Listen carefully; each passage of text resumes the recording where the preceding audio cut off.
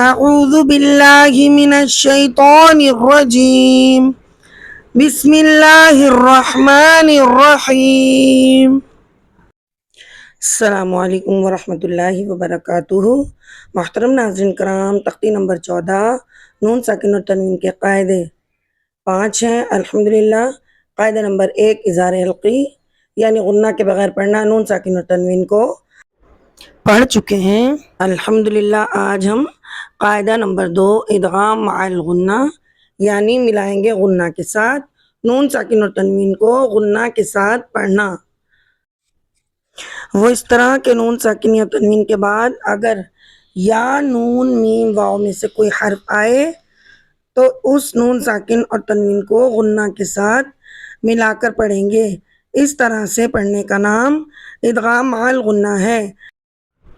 سب سے پہلے ادغام مع الغنہ کی مشق میں ہم نون ساکن کی مثالیں الحمدللہ سیکھیں گے۔ تو شروع کرتے ہیں۔ آپ یہ دیکھ رہے ہیں کہ نون ساکن کے نیچے پیلے کلر کا تیر ہے اور یا جو آ رہا ہے، جب نون ساکن کے بعد یا آئے گا تو ادغام مع الغنہ کا قاعدہ ہوگا، اس کے نیچے لال کلر کا تیر ہے۔ تو اسی طریقے سے ہم نے نون ساکن کے نیچے پیلے تیر لگائے ہیں اور جو یا نون میم واو حرف آ رہے ہیں یعنی جن کی وجہ سے ملا کر غنہ کرنا ہے وہ سمجھانے کے لیے ہم نے لال تیر لگائے ہیں ریڈ کلر کے۔ محترم ساتھیوں، اس کلمے میں نون ساکن کے فوراً بعد یا آ رہا ہے تو یہاں ادغام مع الغنہ کا قاعدہ ہوگا۔ آئیے اس کا جوڑ کرتے ہیں۔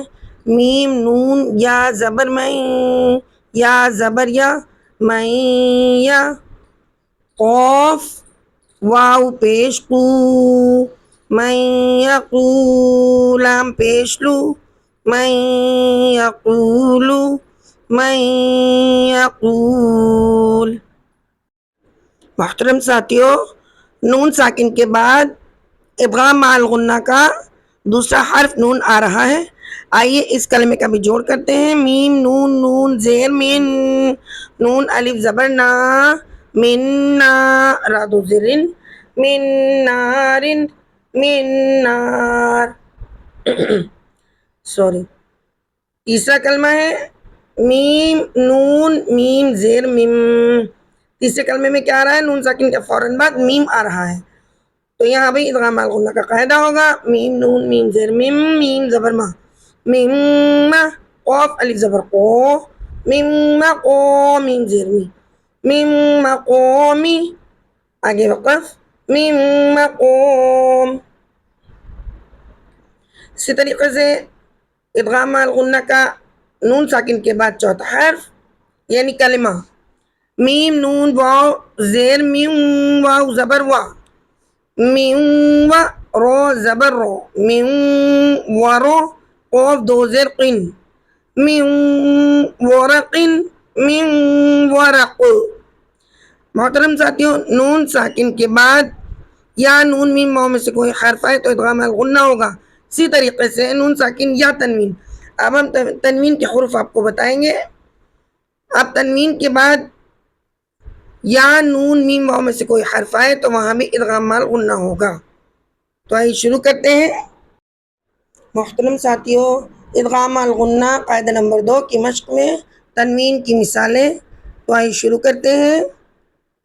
یہ دیکھیے آپ اس طریقے سے ہم نے یہاں پر 2 زبر کی تنوین یعنی تنوین کے جو بعد یا نون میم واو حرف آ رہے ہیں ان سے پہلے کے تیروں پر جامنی کلر ہے اور جو یا نون میم واو ادغام مع الغنہ کے حروف ہیں ان کے نیچے ریڈ کلر کے تیر کا نشان ہے تاکہ آپ اچھے سے سمجھ پائیں۔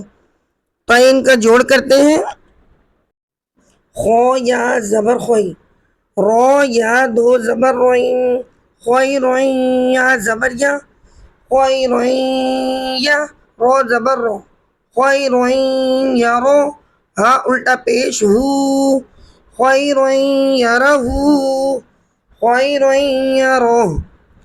کلمہ نمبر 2 رو کے 2 زبر کی تنوین کے فوراً بعد نون آ رہا ہے، اس کلمے میں بھی ادغام مع الغنہ ہوگا۔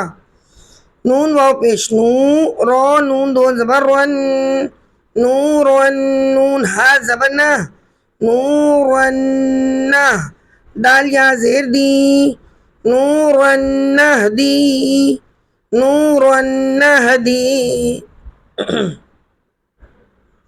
خو یا زبر خوئی رو میم دو پیش روم خیر میم نون زیر من خیر من ہا پیش ہو خیر منہ خیر من. مثال نمبر 4 تنوین میں دو زبر کی تنوین کے بعد اس کلمے میں واو آ رہا ہے چوتھا حرف یا نون میم واو میں سے.